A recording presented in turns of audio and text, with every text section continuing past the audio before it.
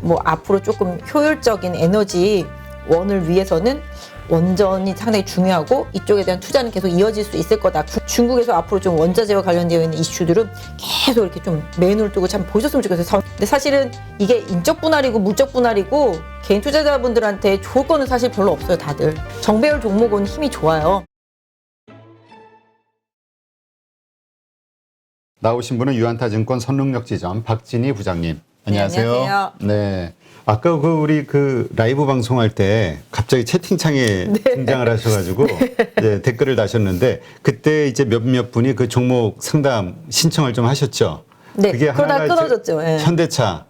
하고 한 분이 두산중공업인가 물어보셨던 것 같아요. 현대차 차트를 보면서 좀 설명을 해주세요. 제가 들어갔더니 진짜 박진희 부장님 맞아요? 막 이렇게 물어보시더라고요.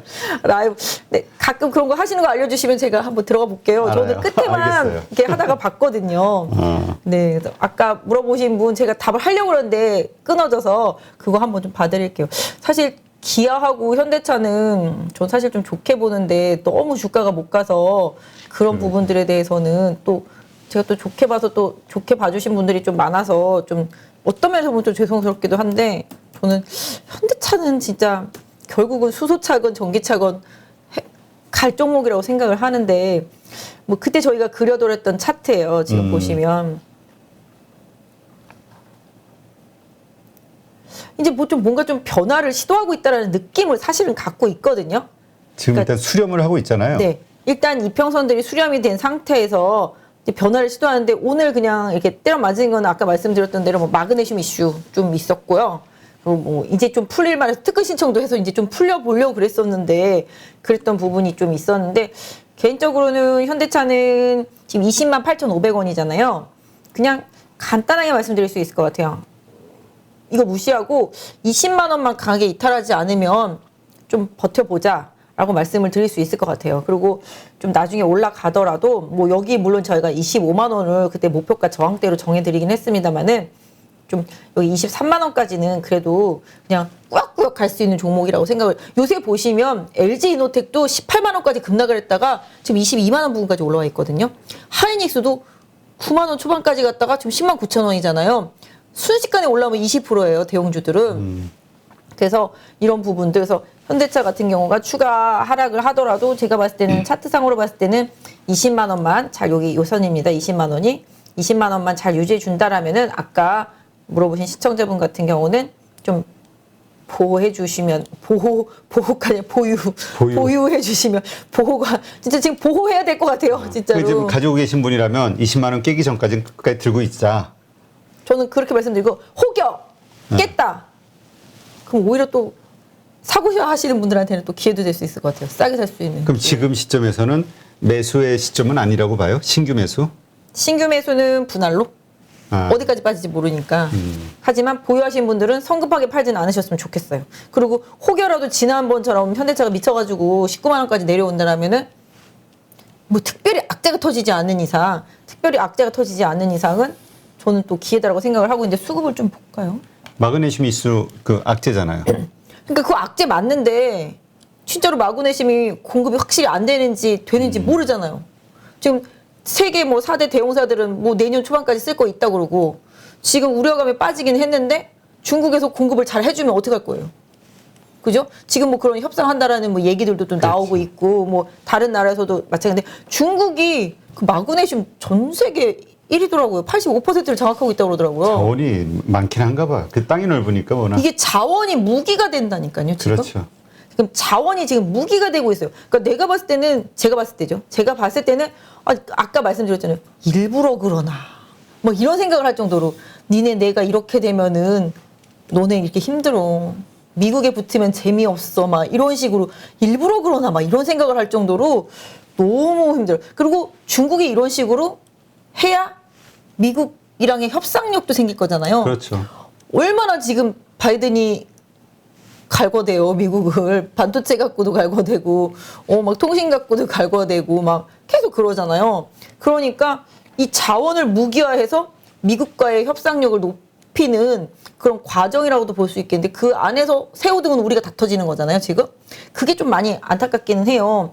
근데 일단 이런 아까도 말씀드렸지만 이게 탄소 중립으로 가고자 하는 행보가 너무 급하게 빨리 급진적으로 시행되다 보니까 나비 효과로 다 다가온 것들이잖아요. 그렇죠. 천천히 갔으면 이런 일 사실 없을 건데 급격하게 막 계속 공장 다 막 문 닫게 하고 막 매연 못 나오게 하고 막 이러다 보니까 과부하가 생겨서 이렇게 생기잖아요.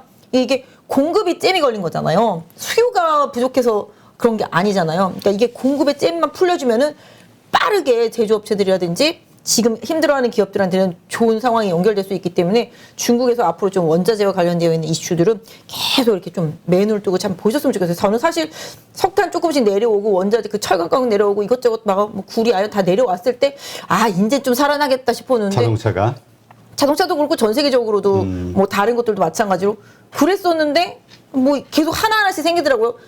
계속 뭐 요소도 말씀드렸고 마그네슘도 마찬가지로 그래서 이런 식으로 계속 뭐랄까요?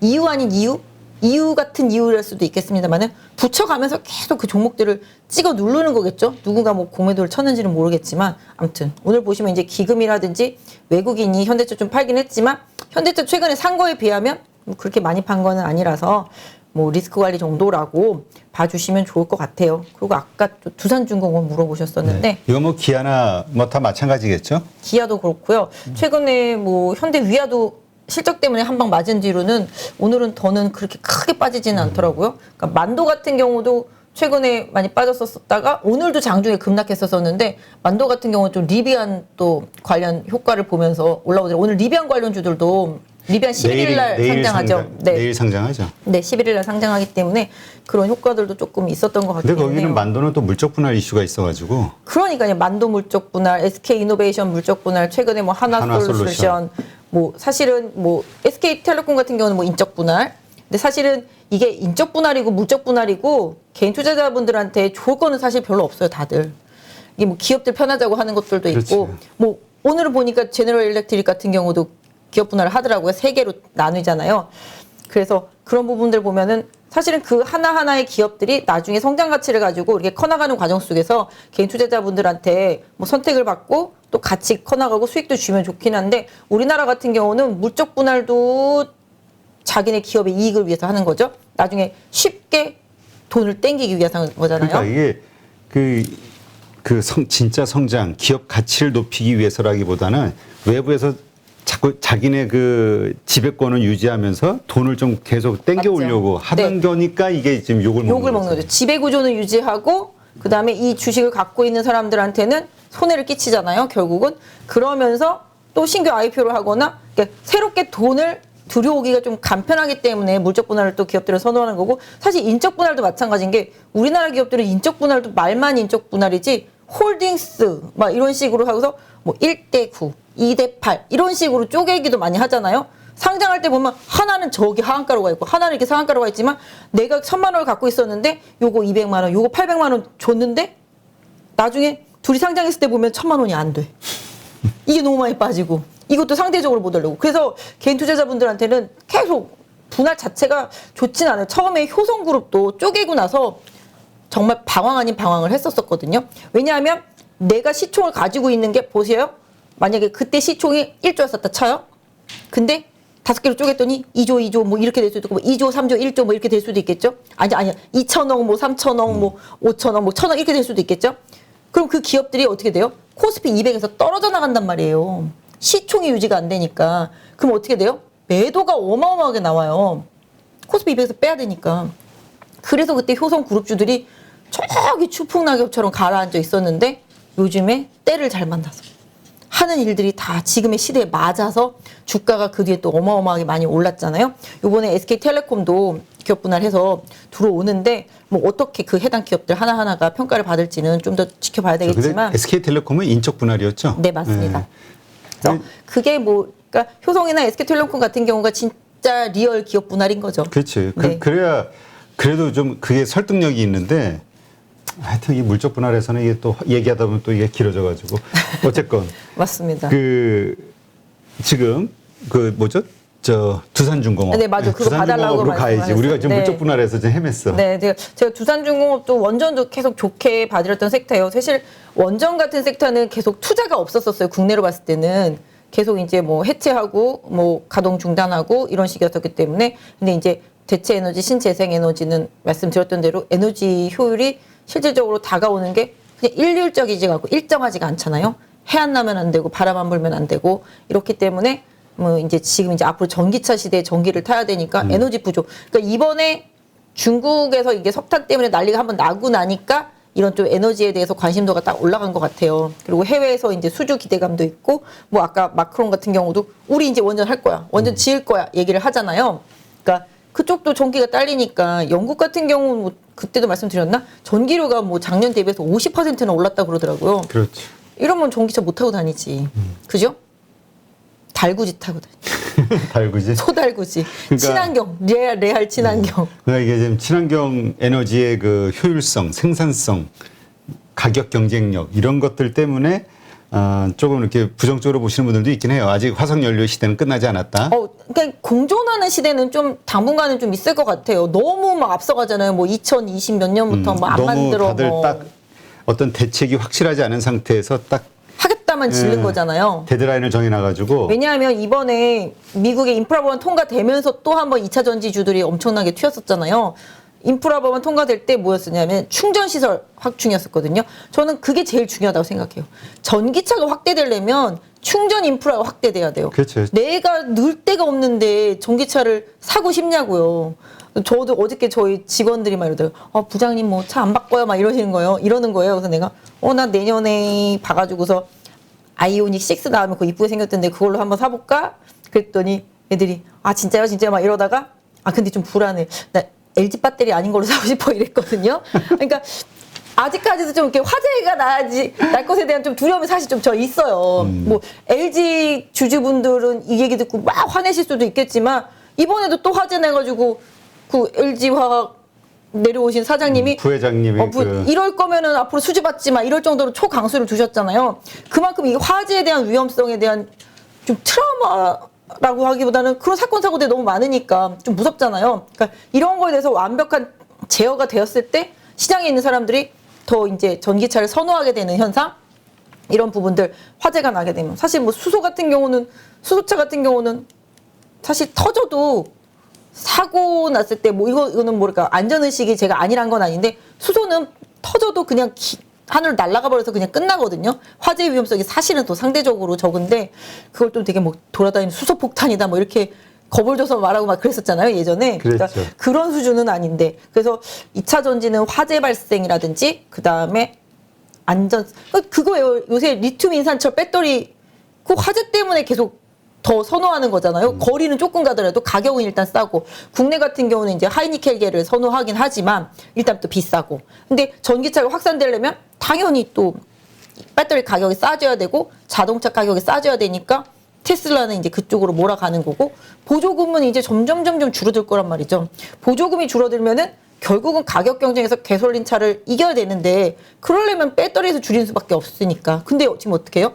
배터리에 들어가는 소재 가격이 계속 올라가요. 중국 때문에. 그러니까 이게 이러려고 갔는데 이쪽에서 계속 이렇게 붙들고서 안 놔주는 스타일인 거잖아요, 지금.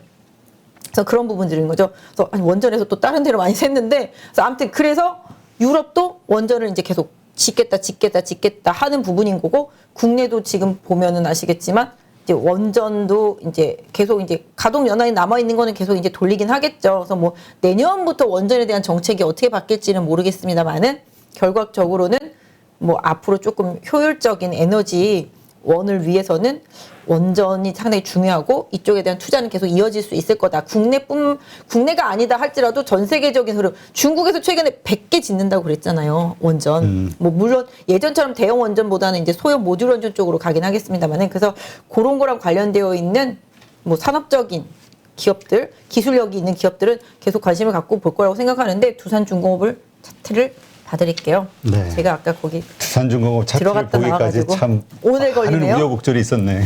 그러네요, 진짜. 뭐 일해가면서 같이 공부하는 거죠, 뭐. 좋아요. 두산중공업도 저는 이제 계속 좀 좋게 봤던, 사실 이때부터 두산중공업 많이 좋게 봤었고, 지난번에도 사실 여기서부터 좀 좋게 봤었는데요. 지금 두산중공업 같은 경우는 사실 주가도 어떻게 보면 많이 올랐잖아요. 그렇죠. 많이 올랐죠. 여기, 뭐, 물론 이때 코로나라는 뭐 상황이 있었고, 이 당시에는 계속 이제 원전, 이제 해체 그렇죠. 뭐, 해체 이야기 그래서 때문에. 그래가지고 이제 주가가 끊임없이 이제 흘러 내려왔었고, 그렇게 따지면은 여기는 이제 코로나라는 뭐 비상식적인 상황이었었고, 그렇게 생각해 본다라면은 일단 뭐 두산중공업이 저점에서는 분명히 저점에서는 한 14배, 15배 가까이 올라온 많이 것 같아요. 올랐네. 네, 그렇게 보실 수가 있는데 예전 고점으로 따지면 아직도 멀었네. 네, 이렇게 되면 아직도 갈 길이 멀어 보이지 않나요? 월봉으로 봤을 때. 뭐 이때가 제일 잘 나갔을 때라고 했을 때 그렇고, 그 다음에 지금 이 원전만 이렇게 밑으로 내려가는 정책이 나오고 2016년도인가요? 2016년도, 15년도? 뭐 요 정도라고 치면 그때 주가를 보면은 요 정도 때란 말이죠. 그러면 두산중공업은 원전이 막 이렇게 국내에서 막 이렇게 퇴출로 가는 그런 수준에 그때 딱 그 전 가격까지 와 있는 거잖아요. 그러니까 그 가격까지 와 있기 때문에 일단은 뭐 어떤 면에서 보면은 예전 정상일 때 정도의 수준? 뭐 근데 사실 그때 두산그룹주들이 안 좋긴 안 좋았어요. 다 흔들거리고 아시잖아요. 뭐 예, 두산 흔들흔들, 두산이 뭐, 부도 위기, 네, 뭐 두산건설 뭐 다 그것 때문에 뭐 위기가 있었고, 그래서 뭐 두산인프라코도 팔고 뭐 두산밖에 다 난리도 아니었었기 때문에 두산그룹 자체가 안 좋아서 이렇게 빠졌던 부분이 분명히 있었고요. 그래서 월봉으로 보면은 직전에 원전 해체, 뭐 우리나라에서 원전을 이제 없애고 점점 이제 가동을 이렇게 줄여나가는 그런 이슈가 나오기 전에 그 가격대까지는 일단 왔다. 그래서 좀 저항이 있는 구간인 거는 맞을 것 같긴 해요. 하지만 제가 생각할 때는 좀 조정이 나오면, 사실 이거도 이거지만 한전기술 지금 대장이고요. 그 다음에 멀리 보면 저는 한전도 수혜라고 생각은 해요. 왜냐하면 결국은 전기를 싸게 생산할 수 있다면은 한전에 지금 맨날 역마진 나고 손해나는 부분들이 줄어들 수밖에 없기 때문에 그렇긴 한데, 일단 두산중공업 가지고 계신 분을 기준으로 말씀을 드리면 일단 조금 직전 고점이기도 하고 여기 저항대잖아요. 그 부분까지 와서 탄력도는 조금 고민을 해보시는 구간? 이 정도가 저항이에요. 여기 보시면 이게 좀 눈에 보이는 저항대잖아요. 네. 근데 여기는 일단 넘어갔기 때문에 긍정적입니다만 여기에는 좀 걸리게 되어 있는 자리라서 보시면은 여기 이 구간에서 계속 돌파 시도하다가 되밀렸거든요. 그리고 여기서 또 돌파 시도하다가 이 저점도 못 넘기고 지금 되돌려졌고, 여기서도 지금 계속 저항을 받았단 말이에요. 그래서 이 가격대가 되게 중요한 저항대였었는데 결국은 이번에 돌파를 한 거잖아요. 그래서 이번에 돌파했기 때문에 일단 두산중공업을 가지고 계시는 분이, 두산중공업을 가지고 계시는 분이면 제가 그어드린 선이 있습니다. 이 선을 제가 약간 위에다 걷긴 했는데 그냥 실질적으로 말씀드리면 뭐 요 정도 될 것 같아요. 24,000원. 24,000원만 강력하게 거래 실리면서 안 깬다라면은 일단은 조금 보여 보시는 전략, 조정이 추가 조정이 나오더라도 뭐 어떤 면에서 보면은 24,000원에서 뭐 한 22,000원, 23,000원 그 사이 오면은 또 매수의 기회도 될 수도 있겠죠. 그래서 아무튼 근데 지금 두 번 연속 여기 저항대에 막혔습니다. 그래서 보유하시되 27,000원대 또 반등하다가 저항이 나오면은 한번 차익실현 살짝 하셨다가 다시 또 밑에서 한번 되받아보는 전략, 트레이딩 전략. 그러니까 요 구간에서는 트레이딩을 해야 돼요. 고점에 막힌다? 매도. 저점에서 지지선에서 지지가 된다? 재매수. 그러면서 물량을 뺏기지 말고 계속 리듬을 따라가시는 게 두산중공업 보유하신 분들한테는 조금 필요할 것 같고요. 이거 외에도 뭐 원전주들 많이 있고요. 상당히 좀 괜찮은, 아직까지 주가가 막 이렇게 강하게 안 오른 종목들도 좀 많이 있으니까 좀 찾아보시는 전략 좀 좋을 것 같고, 수급은 뭐 딱 봐도 뭐 그냥 기관이 뭐, 계속 사주고 네, 있네요. 기관이 계속 사주고 있습니다. 외국인은 좀 계속 팔았는데요. 기관은 좀 계속 사주고 있어요. 지금 신규 매수자의 입장에서 지금 자리는 어때요? 들어가기 좀 부담스럽지 않을까요? 뭐 시장이 지금 아시잖아요. 가는 쪽으로만 계속 가고 있잖아요. 근데 지금 시장의 트렌드가 2차 전지, 원전, 요게 이제 좀 에너지랑 관련되어 있는 섹터. 그 다음에 뭐 메타버스, 그 다음에 NFT, 엔터, 게임, 요게 또 한 그룹이잖아요, 지금. 그러니까 또 약간 이 두 그룹이 왔다 갔다 좀 기싸움을 하고 있는데, 지금 두산중공업 보시다시피 기관 수급은 좋단 말이죠. 그래서 아까 말씀드렸던 대로 뭐 신규 진입을 하고 싶으신 분도 조정 시에 24,000원이 안 깨고 잘 지지가 되면은 한번 매수를 해보실 수도 있는 자리다. 다만 이제 고점과의 그 뭐랄까 상승할 수 있는 여력 이런 부분들이 좀 좁기 때문에 뭐 물론 이걸 지금 사서 뭐 3만 원 갈 거야, 뭐 넘어갈 거야라고 생각하신다라면은 장기 투자용으로 해보실 수 있겠고, 단기 트레이딩용이라면은 지금 차트를 보시면 이격은 조금 살짝 벌어져 있는 상태거든요. 네. 그래서 이 이격 조정이 조금 줄어들 때, 지금 이제 60일선도 이제 터닝했습니다. 상승으로 60일선도 터닝했기 때문에 이평선은 이제 정배열로 들어가고 있어요. 정배열 종목은 힘이 좋아요. 네. 그렇기 때문에 조정 시마다 중기 추세만 훼손되지 않는다라면은 일단 요거 물어보신 분은 가져가시거나 또 신규 매수하시는 분들도 이격 조정을 좀 활용하실 필요는 있겠다라고 말씀드릴 수 있을 것 같아요. 네, 알겠습니다.